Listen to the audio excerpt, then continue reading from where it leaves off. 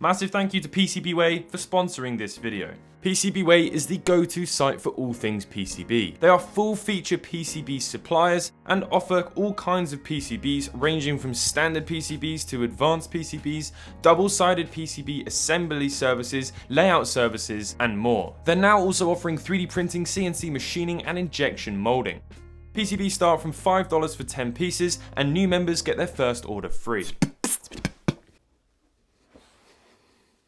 Fake GameBoys. I've got bloody loads of them. But this one is my favourite. And why is this one my favourite? Well, it's because it actually looks like the original Game Boy. The colours are exactly the same, besides obviously the amount of dirt that is covering this one. And this one you could genuinely play off as being a real Game Boy to a grandma and a child. These ones are worth a lot more money because of that exact reason. They just look absolutely epic on a shelf. There are loads and loads of different coloured ones. There's also lots of different variations. You can see here I've got 3 different variations. They're both called the KF2000, but I could also have ones like this, which is really crazy because they actually have Nintendo Game Boy written on them. So there's massive amounts of clones and fakes out there, all of which sort of come from China, as you can imagine. But they're very interesting inside, very cheap. And in this video, we're going to be restoring this one right here. They do actually play official Nintendo Game Boy games, so it's literally a hardware clone.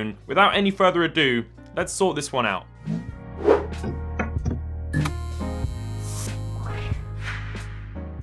There is absolutely no way in hell this is going to work. It's absolutely covered in rust inside there. It's also missing the battery cover, which is unfortunate, but it does look like it's going to be absolutely the same as an official Nintendo one. So let's have a quick look at that.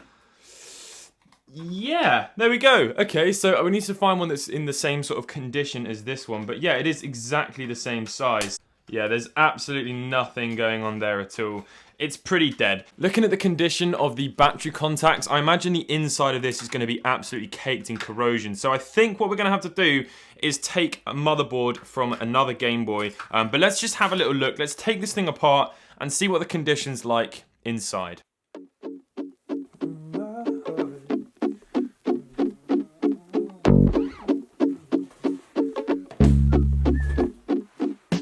So the first thing I did was remove the back of the shell. I didn't realise at this point that there was no screws holding this thing together.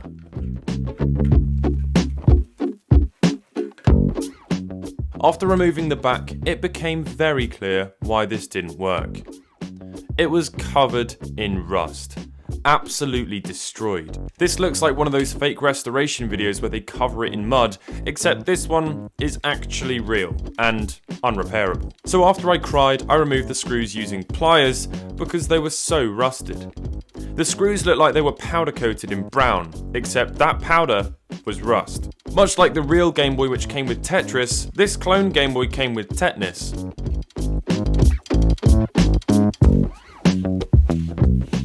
So I removed the rest of the components and contemplated why I wasn't wearing gloves. The screen was absolutely destroyed, water damage and a burnt polarizer. This screen lens had also gone a nice yellow colour, which made everything look like it was sepia. Next up, I removed the cart shield, which was covered in rust. Then I removed the battery terminals, which were covered in rust.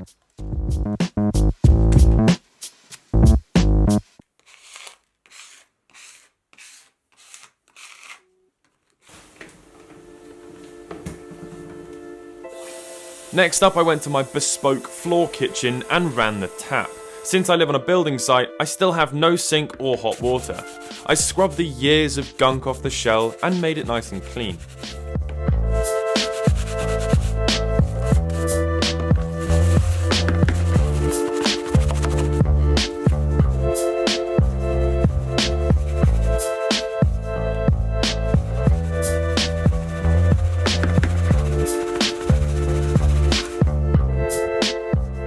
Since there isn't a proper tap, I use this camping shower to not only wash myself, but my Game Boys too. As you can see, I am also in need of a restoration video. I then teleported to a shop where I picked up some supplies. Magic erasers are essentially a very light sanding block. It's perfect for removing scuffs, just be careful not to rub off any text.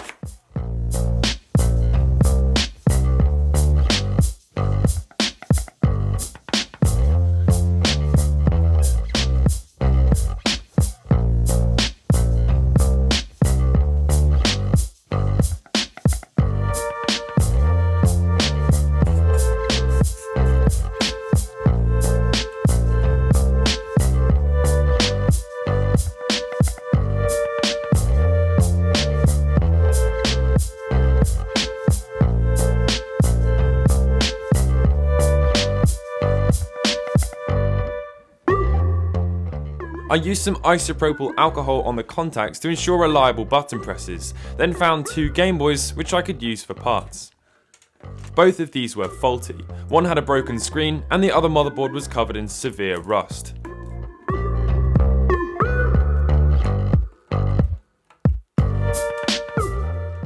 So I took the best from both and made myself one good Game Boy.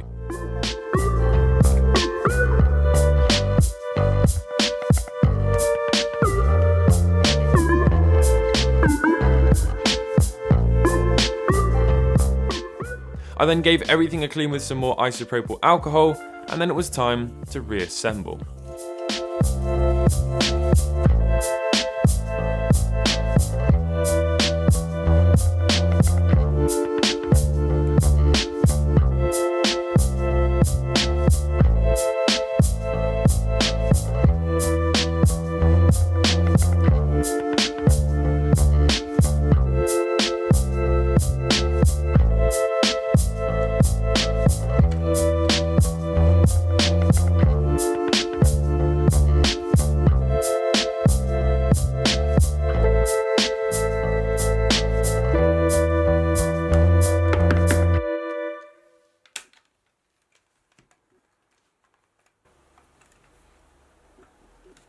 Finally, one new glass screen lens and an official battery cover later, and this thing is good to go.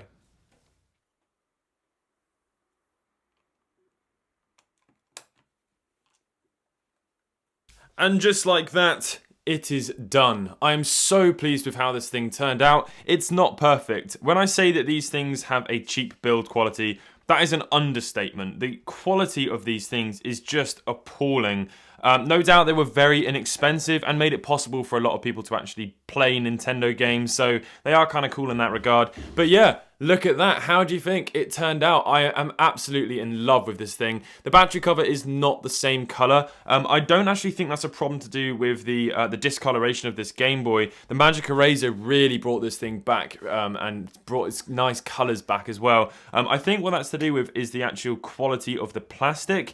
This is just a lot more sort of solid than this one. These are incredibly brittle. A lot of the Game Boys I took apart, they just started breaking completely. So very pleased that I managed to get this one working very well. I've now got 2 different examples of the KF series. I've got the KF 2002 here and the KF 2000. Annoyingly, both of the speakers don't work. This one, I fixed this yesterday and the sound worked perfectly. Woke up this morning, go to play it, doesn't work. So either the speaker's broken somehow in that time, or the capacitors just died after putting a little bit of power through it yesterday. So not sure. Either way, I will fix that on my second channel in a later video. But there we go. Look at it. The screen is not great. This is the only one that didn't have a million lines missing. But the one problem with it is the contrast is incredibly poor. I'm not actually totally sure why, but you can actually see that the color of the screen is different. But you should hopefully be able to see the image there. I love how they just sort of stuck little screw holes just everywhere at random. It is fantastic. But yeah, look at it. I'm really, really pleased with how it turned out. I used an official power switch here as well. So to try out this fake Game Boy, we're going to be using Trip World, which is one of the most expensive Game Boy games ever made. We're going to plug that in. There we go. And interestingly, when you turn this on, it says SGP. It's SGM, I think, actually. And lots of them say lots of different things, which is kind of interesting. But you can see there that the contrast of this thing is just not fantastic. But that may have just been how it was. There is one horizontal line, which is a little bit annoying, but hey ho. The only problem with these Game Boys, and it's a problem with all of the fake Game Boys, is they don't run at the correct speed. Not totally sure why. They just use the wrong like crystal oscillating devicey thing, whatever that is inside. I have actually seen some people fix it, but I don't really want to remove that element of it because it's kind of a part of the history, isn't it? I think I just died there. I can't really see what's going on. The Game Boy screen was bad enough, but the ghosting on this is just appalling. But yeah, Trip World's a lovely little game. The music does sort of make it, so it's a shame that that's not working. I can hardly see what's going on. This is absolutely dreadful. Where am I? Where am I? Oh, I'm at the bottom. Did I die? But there we go. That is the KF2000. Really pleased with how it's turned out. As I said, I love collecting these clone Game Boys, so now I've got quite a few of them. I'm sorry about the video. It's not the best one, but I'm really limited with my resources right now, so hopefully you've still managed to enjoy it anyway. If you did, please leave a like rating. If you're new to the channel, consider subscribing, and let me know what your thoughts are in the comments section down below. And I'll catch you in the next video. Goodbye.